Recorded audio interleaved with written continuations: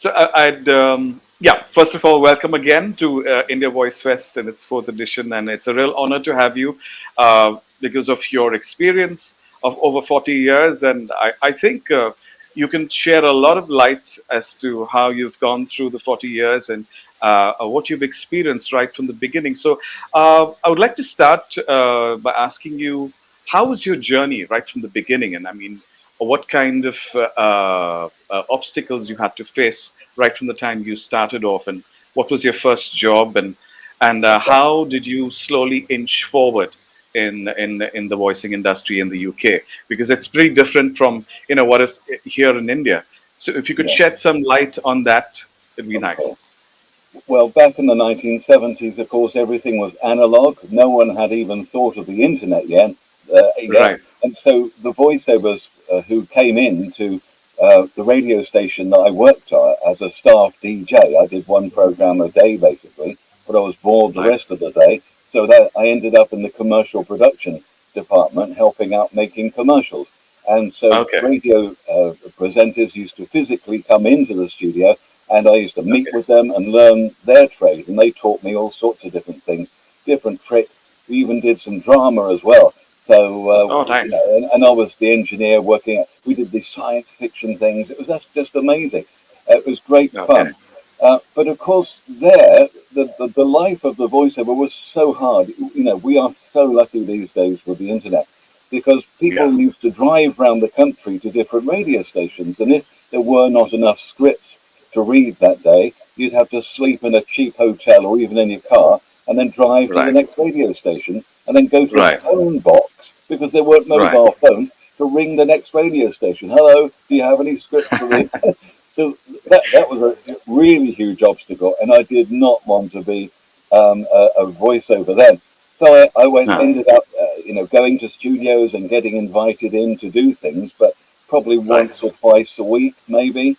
Then the internet got invented, and I realized this was a huge opportunity. And I was one of the first to set up my own home studio and then make links around the world with various people and said, look, this is Yes. easy. You've just got to Yes. directly over the phone, and I record Yeah. it here. I send it Hmm. to you via the Right. internet. Yes, Yeah. hooray! And that's how I Yes. managed to make so many friends around the world. And it's really weird. I live in England, but not many of my clients are actually English, and I have clients all around the world. But that's my niche, you see. You may find Yeah.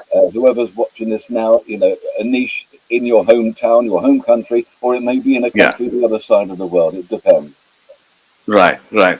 And also, I read your profile, and you used to be a BBC newscaster, which is very, very credible because I watch the channel very often, and I've learned a lot. In my initial days, I used to watch BBC Worldwide, and yes, I did pick up a lot. So it's very credible that you've been the newscaster and then made the transition of being a voice actor, which is fantastic. I've gone through some of your work, and it's just marvelous. Your voice, your texture, the way you modulate your voice, it's really fantastic. I myself, I'm now almost 30 years on the line here in India. I kind of started off as a singer, and then from there I graduated into voicing because I have a very strong 30-year experience in theater, so professional theater. So I've been on stage, I've done musicals, I've done plays and stuff like that. So it's really fantastic, and to see the kind of experience that you've had and how you've changed and adapted, to the opening up of the internet, and how you've connected with people, and especially clients, like you said, is not only from the UK but from all over the world, including America and stuff like that. That's really credible. Uh, I would like to, because the industry here in India is so different compared to the industry in the UK. Can you share some insights as to how the industry functions? Because Yes. over here we have a voice body, but it's more on a call basis how we get work. And over there, I know there are unions and you have agents. So if you could just share some light as to how it functions. I used to have an agent, and I used to be a member of Equity, which is the British Actors Equity Union. And I'm not either. I'm totally independent now because I don't Okay. need to, because the type of work I do doesn't need that union and it doesn't need an agent. I get Yeah. more than enough work now. If I didn't Yeah. sleep, I would get even more from just my own contacts. So I don't personally Right. need that. However, if Right. there's basically in the UK, there are two types of voiceover artists. There's the type who is maybe an actor type, maybe someone who does part-time things, or a celebrity, someone like that who does voiceovers. They need an agent, or they've got an agent anyway because of their acting Right. work, and Right. they probably live in a city like London, Manchester, Liverpool, whatever, usually London, and they wait for the phone to ring, and it's their agent who says, "Can you do a TV commercial? It's only £3,000. Would you mind doing it?" "No, all right then." And so they go down to Soho in London, and they sit in front of Okay. the microphone, and they do it Yeah. and go home. And then they may Okay. not get another job for 3 weeks or something. So that's Okay. one type. The other type of Okay. person is the independent voiceover. They could live anywhere in the world, really. And I Okay. happen to be in Manchester, in England. I don't have an agent anymore. And so I just negotiate my own fees, and I do my own invoicing. And I still physically go to studios quite often, but usually I'm here in Oh, my own studio. My booth is yes. over there. This happens to be just a spare microphone I have here. Sorry, it's a bit shabby in the background. And I also do things like in vision. I mean, if you're an actor, I'm sure you've looked at doing in vision things as well. Because I used to read the Yes. news on BBC television, I'm used to Yeah. reading a teleprompter. And, if Teleprompter. you've got a good voice, then you can earn extra money by having a Yes. screen studio. So Yes. you've got a green screen behind me. And I said, well, put Yeah. it across. Over there, I've got a Yeah. TV camera and a little teleprompter. Yeah. And people Yes. send me scripts. And either direct, or I'm on the Fiverr site and all sorts of different things like that. I do my training videos as well for voiceovermasterclass.com. All the courses I do are done in this Yes. little room here, but they're on Yes. green screen, and so I end up on a virtual studio. But that's an extra source of income for me. So I think you Yes. need to look at what type of person you are. If you're the type of Yeah. person who doesn't mind doing marketing on your own, Hmm. and you don't mind the technical stuff, that's absolutely Yeah. fine. You're a person like me. If you're not technical, if you don't like editing, if you'd rather go to a studio and you're a bit nervous about getting work in, try and get an agent. And if you want to Yes. get an agent, then that's basically making show reels, knocking on doors, finding the type of agent who has a niche for someone like you. If someone's got the Okay. same voice, if they've got lots of people like you, they're not going to want you. So that's why you Yeah. need to pretend you're a customer and look on agents' websites, and then find, Right. oh, they haven't got lots of people like me in my age group with my voice. I'll give them a call. But as Yes. I said, I don't need one. So thank you very That's much. true. I guess over the years we have created that niche for ourselves, so we know in which bracket we fall with regards to client requirements. So yeah, we don't really need to really market ourselves because people know us in the industry, and they know what we are capable of. So yes, yes, what you're saying is absolutely right. So the next, what I wanted to ask you is, I've just got to know that you are an author too, besides being a voice trainer. So, talk to me about your books and how you came about, formulating and putting it down, pen on paper, and getting it, done and put it there on the internet. Because I know some of your books are on Amazon, and Yeah, I would like to, in fact, go and check it out and read some of your books. In fact, even purchase your of books. course. Can you let us know as to, how your process went out with regards to authoring your books? I, well, many people over the years have asked me to mentor them and to help them get into Yeah. voiceover, but I found that it was just taking so much of my time. And apart from a girl who now works for me as a female voiceover called Katie Brody, I trained her Right. up from, well, she hadn't done anything really, but just seemed to have a really good, clear voice. And so I trained her, and now she's got her own little studio and she's out on her own. But since then, I just haven't had time. So that's Okay. why I've created quite a few voice training courses on voiceovermasterclass.com that you can look at, and you're welcome to Yes. join as Yes. a member for free or whatever. But some Yes. people said they'd rather read, and so I sort of turned some of the courses into books. For example, one of the Okay. first ones I did was about podcasts, and if you want to be a podcast person, then the Yeah. podcast production book was one of the first ones I brought out, and I'm quite proud of that really, because that's sold well, and many people found it very useful. Right. And if you're a voice artist, it's something to keep your mouth working in a professional environment in front of a microphone, and you could be Yeah. chatting to people about a subject that you're personally interested in, even if it's a hobby or something like that. So podcasting was the first thing, Yeah. and then the main Yes. voiceover course, it sort of got distilled into three or four different courses, but then the big fat book, voiceover masterclass, came out, and that's the book that you may have been mentioning on Amazon. But I Yes. even like to read about it, and I'm again, proud of that. It's all my life work in there, basically. Oh, But wow. and the great thing about doing things on Amazon is that you can sort of change it every few weeks if you want to update things. My first Yes. book, we Yes. had to go through a publisher, and it took months to get things changed. But I'm quite Right. proud of that. But that's the way of me getting my knowledge and skills out there Yes. to the To world share through the your courses knowledge. and Yeah. the books. Right. Right.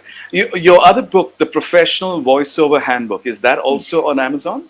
Oh, wonderful! Because Yes. that's a nice way of getting the basics for any voice talent who's just starting off in the industry, to get those little insights and to get those little experience details that you have put in the book. Yes. For them to when they're starting off. That's wonderful. So yes, these two books are on Amazon, and I'll mention that later for the listeners as to how to get it through to them. About your voice acting course that you conduct, uh, how at what point of time did you feel that okay, now I think I need to teach my craft. I need to share what I know, my skill set and my craft to new voices who are eager to learn voicing under me. What point of time did that come to you? Well, that was when I decided that I had so much work, and my wife was complaining I didn't have enough time with her, and so I had to say to the students that I had physically in a classroom that's down the road here, or who came to Right. my studio, I just don't have time to do this anymore. So I just had the idea Mhm. of creating the courses, and also Right. I got very frustrated going to a bookshop or looking for other books on voiceover. Most of them are Hmm. from America, and they just didn't have the information in there that I think you need. An awful lot of Right. books about voiceover that you find are people who just talk about their own personal story from their own view, and it may not relate to anyone else. I Right. bumped into my agent in an elevator in Los Angeles and all this stuff. Right. I don't want to know that. I Yeah. want to know how Yeah. to set up a studio, and what microphone do I buy. And so that's why I try to put all the practicalities in. And by the way, if Right. you're asking me the one about the microphone, it's not that important, to be honest. Anything over $100 normally will do.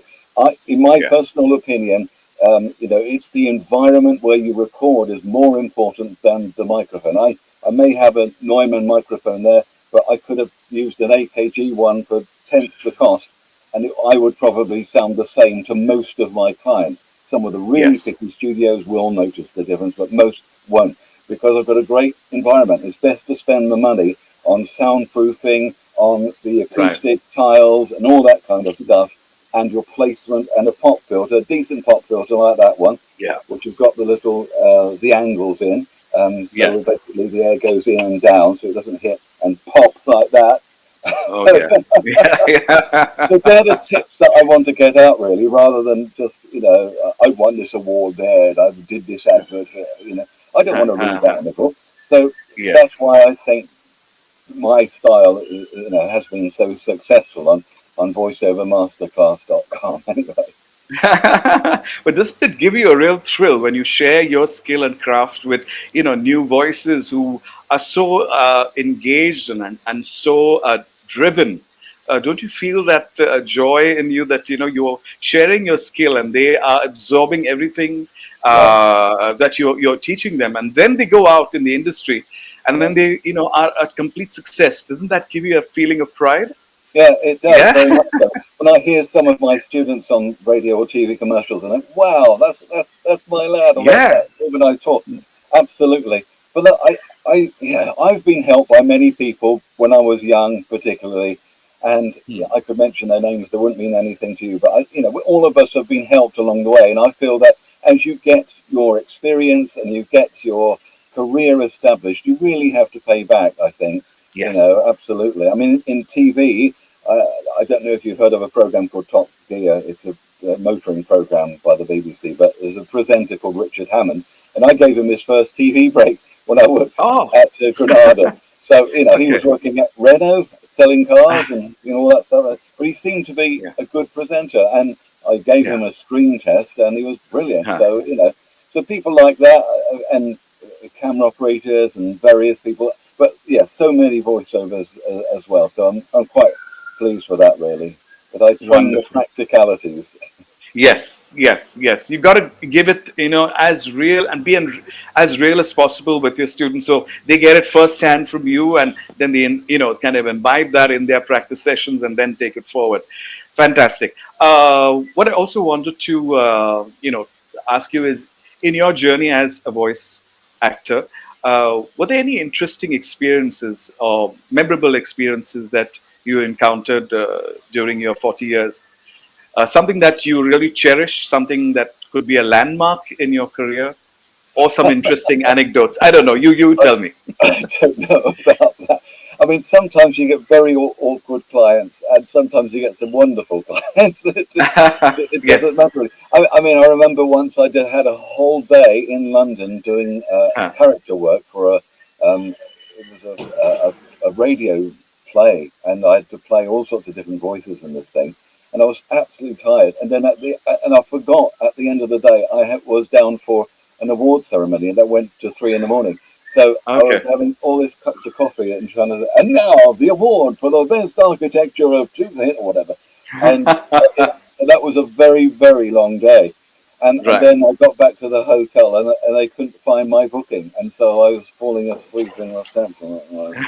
So you get some days like that. And, Yeah. and you also get some clients who don't really understand voiceover. And quite often they will send you a script and say, just get on with it. And I said, well, what do you want? How long is it? Is it for radio? Is it for television? Do you want Right. an American accent? Or, am I old? Am I young? And so quite often you're kind of training the client in a way, because many of them don't know how to work with you. Right. And so you do need to ask many questions. Don't just assume that they know everything. Many Yes. young, inexperienced people at ad agencies, for example, won't know how to work with you or direct you as well. So when you're in Yeah. the voice booth, Hmm. and quite often you get all sorts of strange direction. I get a lot of work doing English versions of non-English films, Right. like Italian, German, whatever, and sometimes you get directed. They're amusing sessions because quite often they talk in their own language while you're left there Right. in the booth. So you Right. get 6 Italians on the screen on Zoom or Hmm. whatever. You're Hmm. recording at your end in good quality that you send afterwards, and Right. then they say, right, give it a read through. So I do my read, and then they just talk for about 10 minutes. So what are they talking about? And I don't understand Italian a little bit, but not that fast, and Right. you just don't know what they want. And then one person pipes up, it's Yeah. just like that Bill Murray film, a little bit Yes. more emphasis on this or that. Yeah, yeah, yeah. I So think sometimes what happens is agencies tend to overreact and kind of, not really zero on in, as to what exactly is the problem with the delivery. In fact, yeah, over here in India, it's very stressful because once they confirm the script, the agencies who, write the script, you can't change the script, even if it's uh, incorrect. And it's so yeah, difficult to try to convince them, in yeah. particular with regards to pronunciation, grammar. Mm, It's very frustrating, but I think I've come to a point where I can, kind of reason with them and explain to them as to where it's going and where it should be, yeah. and they kind of consider what I'm saying, but not all the time, because I've been told yes by youngsters who are in agencies, and they think they know it all, and Yes. they like literally look at me and say, "Man, you're an old guy. What are you telling me?" So, so I, Well, no. yeah, So what you need to do then really is yeah, just yeah, read the script, because you know that that'll upset the agency, and they've got to go back to the original client to change just a word, even if it's wrong. So you just yeah. do it wrong, and then when they find out it's wrong, then they ring up again and they pay you again. So Exactly. it's crazy, isn't it? But yeah, with agencies that I do know, I do say, you've missed out the or whatever. I get quite a Yeah. few scripts from countries that don't have the definitive article, like Russia, for example, and you get a whole script with the and missed out. It's Missed very out. Yes. strange. Yeah. Grammatical errors is like typically, it glares in front of you, and when you try to explain to them, they refuse to understand. So Yes. here, the agencies are very smart. They ask you when you kind of point out a mistake that they have made. They very politely ask you, "Can you take an option, please?" Yes, an So option. I'm like, It it's not saves an space. option. It's It saves incorrect. It needs to be space. corrected. And they refuse to understand that logic. So it can be very frustrating when you're at the mic. I And know. That's the yeah, thing. yeah, okay. So was there any recording session that you have, been a part of that has really resonated well with you and something that you will always remember, something that you'll always cherish? A Cherish. recording I'm not session quite for a sure about particular that. product? Does that mean that's something I got paid a lot of money for, or just something I enjoyed? I mean, I Yes, enjoy enjoy. doing character work, and Okay. if you're an actor and you want to do sort of quick and cheerful character work, there are many Yeah, podcast theatre production companies, yeah. and you know, technically they're not that brilliant, but it's amazing what they can do. There's one guy in California I did something for last week. I did two characters in a play, but I'm never Okay. going to meet any of the other actors. And Right. they must be all recorded in different studios, different acoustics, and how they're going to Yeah. weave all this stuff together, I don't know. I'll find out in a bit. But that was fun. I really enjoyed that, and I do like getting into my character voices. And Yes. it's obviously Christmas at the moment. I'm Father Christmas in rather a few places, blah blah blah at the moment. So I'm quite pleased that I'm in Manchester at a store down Yeah. there, and in various answering machines and all that kind of stuff. So yeah, and in a Halloween I do all the spooky stuff, Yeah. Yeah. and Yeah. old men, wizards, demons, all that kind of stuff is my Right. forte, and I really enjoy that. And acting, I never thought I'd be a good actor, but some people said I was, and I think it's because it's a trick that I mention in the voice acting class that I do, and it's really just putting imperfections into things. So instead of Yeah. looking at the script and learning it, you just Right. look at the character, look at the backstory, think of who you are, what Yes. situation you're in, why you're Yeah. about to say those words to that Yeah. person, what you want from Yes. them, all that, but don't look at the script. And only Yeah. look at the script when you're recording. Go into recording, Yes. look at the script. And then you're just sight reading and you've got this character in your mind. Yeah. Somehow it comes out right. And I Yeah. don't know why. I'm not a trained actor, but I get a lot of work, and Yeah. it's very strange. Yes, so that really worked for you, and that's brilliant. I have a different approach to doing characters. I don't get to do much of character voicing. It's more the narrations and the television commercials. But when I do get it, it's an absolute thrill because Yeah. I love acting. So that's one of the reasons why I became a voice actor here in India, and it's been an absolute thrill. I wish I could get more opportunities to do character voicing because that's in fact my forte. I love character voicing, and Well, you unfortunately, I'm can just do hoping that I would do characters in it. audiobooks, of course. In Right, fiction right. audiobooks, you can do it there Yes, to a yes, certain extent. But of course, there's not much money in audiobooks unless you I get a know. really good author. And That's some true. some people say to me, is it best to start in audiobooks? I thought, well, not really, because it's an awful lot of work for Yeah, fairly little money. And yes, but yeah, you can do it if you really like it. But I yeah, personally say yeah. don't. Yeah, audiobooks actually is a good way to start if you really go to see. But yeah, I agree with you. It's backbreaking work and thankless work, and you really have to have a lot of concentration and stamina to Yes. do recordings like 4 or 5 hours a day, and it may go Mm. on for 6 7 days till you complete an audiobook. So yes, it's a lot of work and hard work. I would, in fact. I don't know about you, but I would suggest that if anyone who's just entering the market, like when I started 30 years ago, it was like one word here or one sentence there, which when I got these opportunities, which kind of increased my confidence. Yeah. How was it with you? I mean, when you started off, was it like a lot of like long work, or was it just like short snippets? Yes, it was 30-second radio commercials, basically. It's Oh, on now, the big sale, the one you can't afford to miss. Doors okay, open 9 a.m., the more right. you spend, and all this.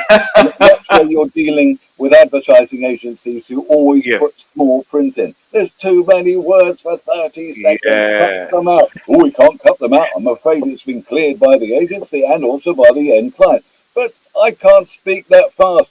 Well, look, we'll cut the Yeah. breaths out. What? And then you get a phone number that has to be repeated twice, and no one can possibly pick up the phone number from, it doesn't No. work in a radio No. commercial. They don't No. listen. So, yeah, Exactly. I was doing all short Exactly. stuff, basically, and then I got into narrations and corporate videos and training videos. Now, training videos are Okay. really interesting things, and I got Okay. into a weird niche of doing PowerPoint Right. things. There's a company who make Right. PowerPoints and they're very good at doing animations and they can do all the graphics Right. and all that stuff, but they can't do the Right. voiceovers. But instead of me sending them a WAV file with the full voiceover on, I have to get the Right. PowerPoint and record it in the PowerPoint, right? Live, Right. because that's the way. I don't know if you do PowerPoint. It's a strange program, but so you go Yes. into create slideshow, click on the microphone, Mm. and then record for each Yeah. animation and click as you do it. So it's a bit like a radio Right. show where you're pushing the buttons Yeah. for the cartridges, Yes. in the old Yes. days. But remember that. Uh, but that's a weird niche that I've got into. And they said, you're the first person who knows how to do it, who's got a decent voice. Because they either found someone Yeah. who was technical but had a not good voice, or someone that had a good voice and had no idea how to use it. So the more skills that you Exactly. learn with software, the better. And Yeah. not Yeah. just PowerPoint, but obviously Adobe Audition or any of the audio editing programs. The more Mm. skills you can learn with that, the better. Because quite often you will get clients who say, Yeah. "Can you do this bit of dubbing?" And they send you a video, and you've got to match Right. your voice to the Right. mouth movements on the screen. It won't be complicated stuff because that can only be done in a professional dubbing Right. studio. But for simple dubbing, Right. yes, you can do that at home, but you need to be skilled with a video editing program and just get some practice Right. doing it. Right. Right. The thing is, in India, very few of us actually have home setups because the trend is more that they call you for in live sessions where the client is present, the agency is present, the producer. So we are more used to being called to the studio for live sessions rather than work remotely from home. Mhm. But however, having said that, the pandemic has really changed that Mm. drastically.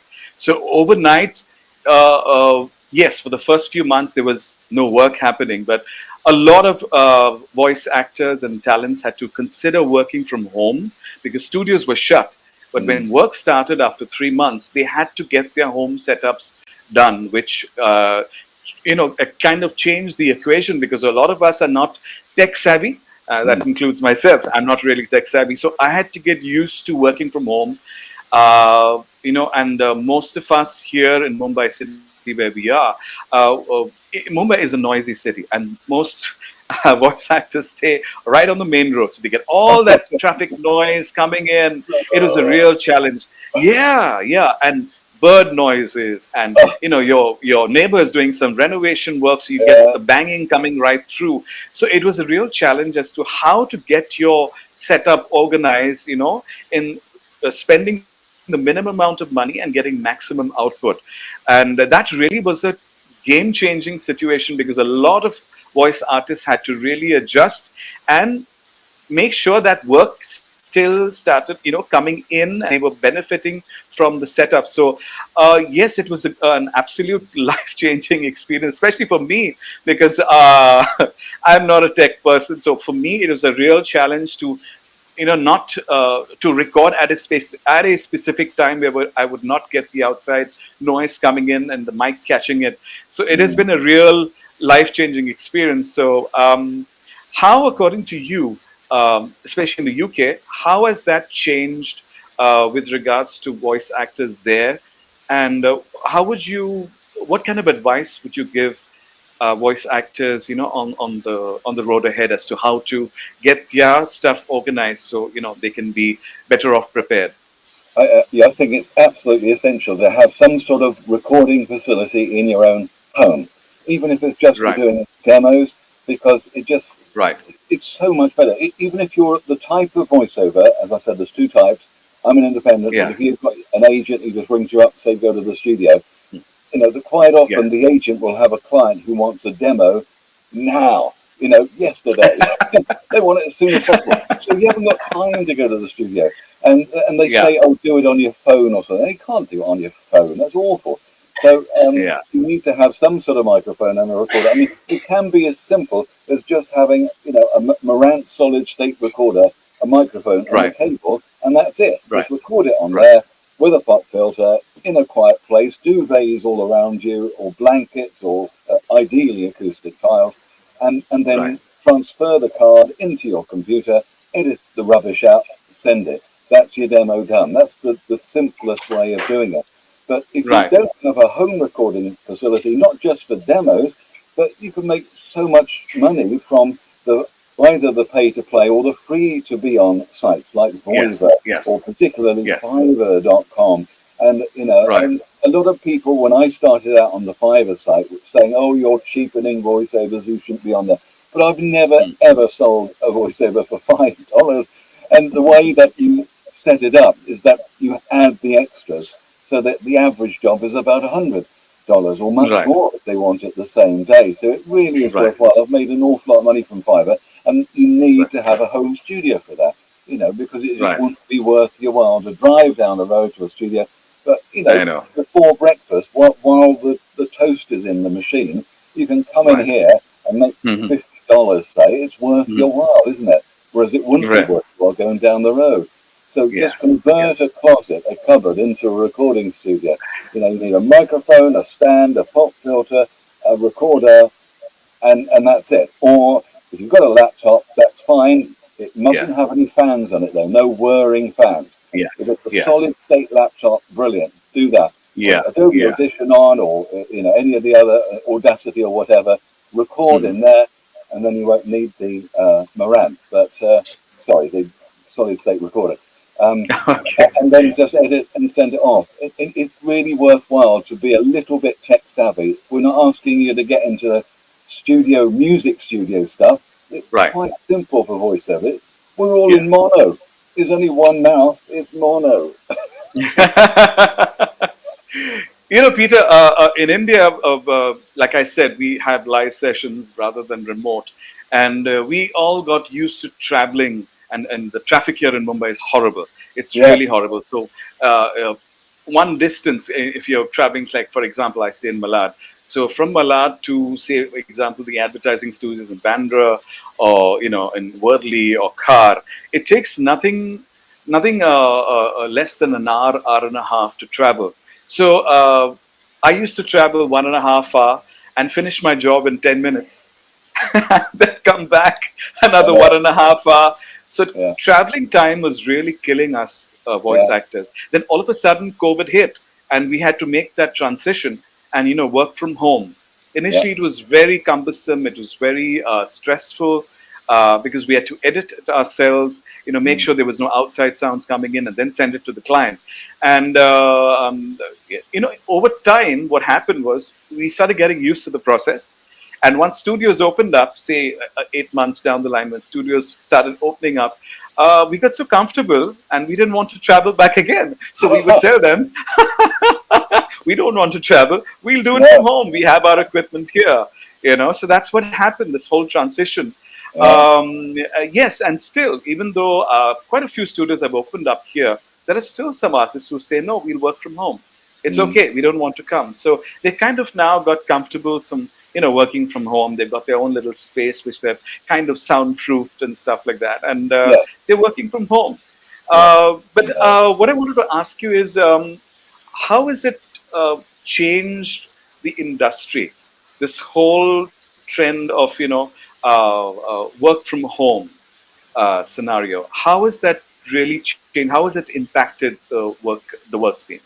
Well, because in the old days, the work of the voiceover was not having much work, but when it came, it paid quite well. It did. So Yeah. you'd get paid £1,000 or something for doing a TV ad or something like that, Yeah.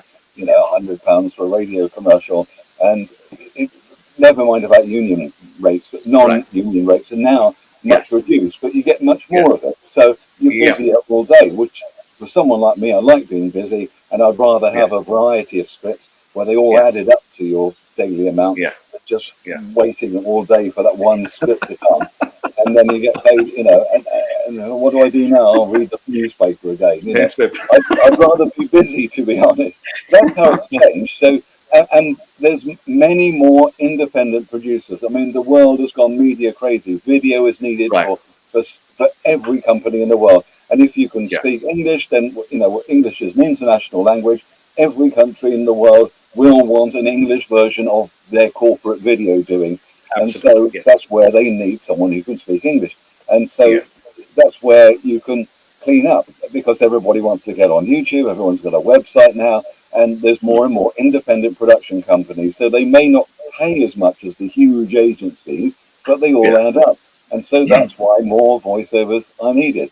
Now, you Right. may say, well, surely there's AI coming up and we're going to have synthesized computer voices in the future. Yeah. Well, I'm Yeah. not quite so sure about that, because yes, you can have it, and it is very clever, and you can get, Faith AI, the first AI voice that can cry on YouTube and all this stuff. But I mean, it took months to program Faith AI, for goodness Yeah. sake, Yeah. and if you've got a human being in a studio or in a voice booth, you can say, do that again with a bit more emphasis on the third word, and you can do Yeah. it straight away. With a computer, Yeah. you've got to program it for hours Exactly. to do Exactly. exactly the same thing. And the other Yeah. thing which computers and AI will never be able to do is to sight read a script and get the emphasis right. That's always the problem Yes. which nobody worries about. Just yesterday, I had a really boring script, but they paid me well. It was an insurance script, right, for Canada, and it was all about training insurance agents, basically. And it was just basically their manual that, for legal reasons, had to be spoken. And so I don't understand the first thing about insurance, but Right. I just got the angle of what words need to be emphasized. And it sounded like I knew what I was talking about. And that's the Oh, skill of us, isn't it? As voice right. actors, the skill is to make it sound like you're the expert, even though you're not. Yes. You've just got a script. But Yes. the skill of it really is just getting the pace right and emphasizing the certain words that make it sound Yes. like you feel it's Yes. important at that point. Yes. But a Yes. Yes. Yes. computer voice cannot do that, because the computer voice cannot understand. And without understanding, you can't get the emphasis. And so the whole thing just falls flat. It doesn't Yeah. sound enticing, it doesn't engage, Yeah. and it's really tedious to hear after a while, because the Yeah. same sounds come round and around. You Mm. try to hear more than 3 or 4 minutes of a computerized voice, it gives you a Yeah. headache, to be honest. It, it sounds too flat and bland. I Yeah, think it lacks, what AI lacks is the humanness of yeah, the whole thing, yeah. because it cannot replicate human emotions. What a human Mm, voice can do, it mm, cannot replicate that. So no, I feel I think you would also agree with me that AI, I think, is just a novelty right now. mm, And I think over time, people will revert back to a human voice rather than AI. I've yes, had a few calls, inquiries for work just recently, and they were using AI for some time, and they realized that over time that it was just sounding too flat. And mm, like you said, there was little or no emphasis on the words, and they were not getting the emotion that they were getting when they used to work with normal voice actors, so yes, that humanness was missing. This is what I yeah, felt.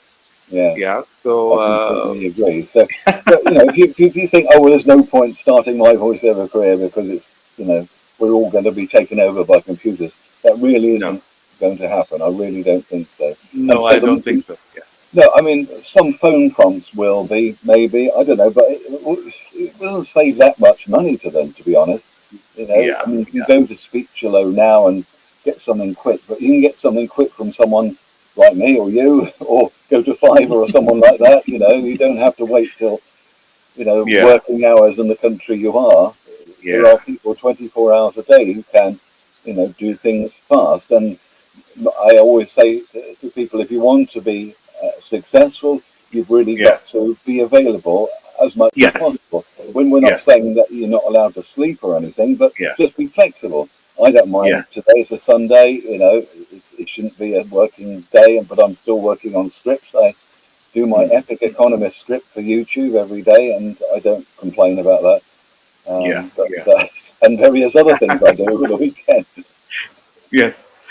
Peter, it's been a pleasure. Before I end the session today, because of paucity of time, can you give us just a few words for aspiring artists as to how they can improve their craft, how they can take their skill further, how they can make that mark in the industry, please? Right. Okay. Well, there's three things here. First of all, I think you need to just look at your voice, record it, play it back, compare it to other people that you admire, maybe, and work out how you can improve it.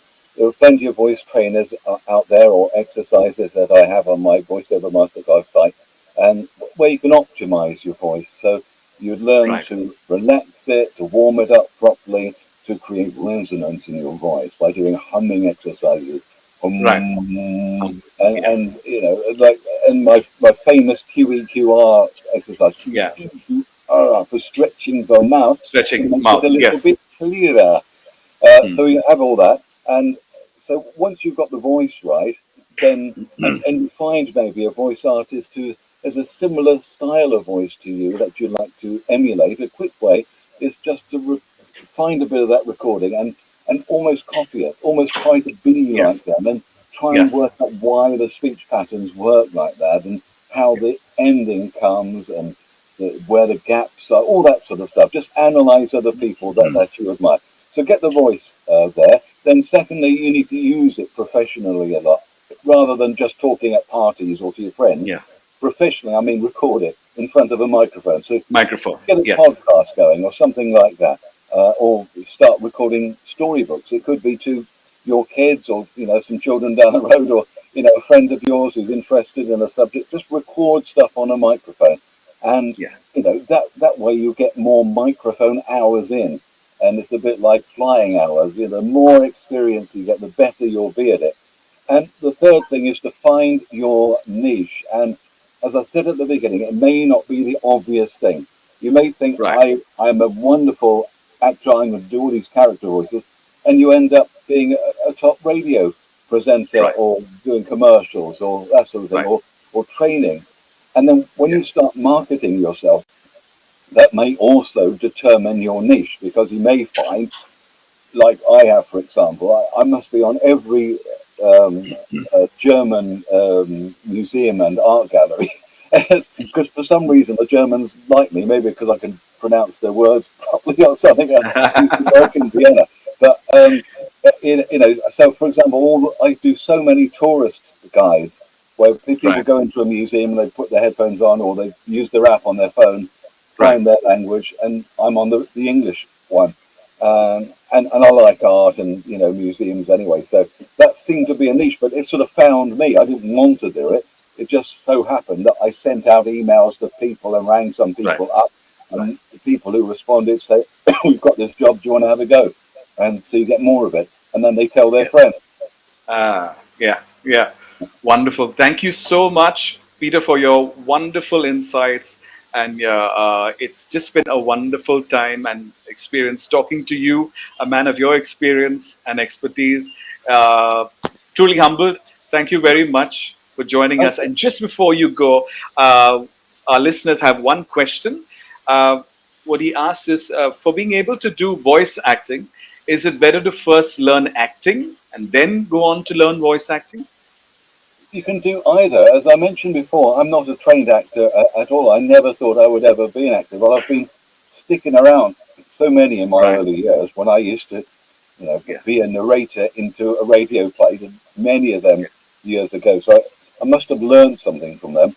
And when I watch television, I don't really enjoy TV plays or even movies at the theatre. Right. I watch the acting and learn the pauses, and Right. Right. because I'm a Right. geek. So I've learned from that. It doesn't Okay. really matter as long as you're convincing and as long as the client likes you, to be honest. And Yes.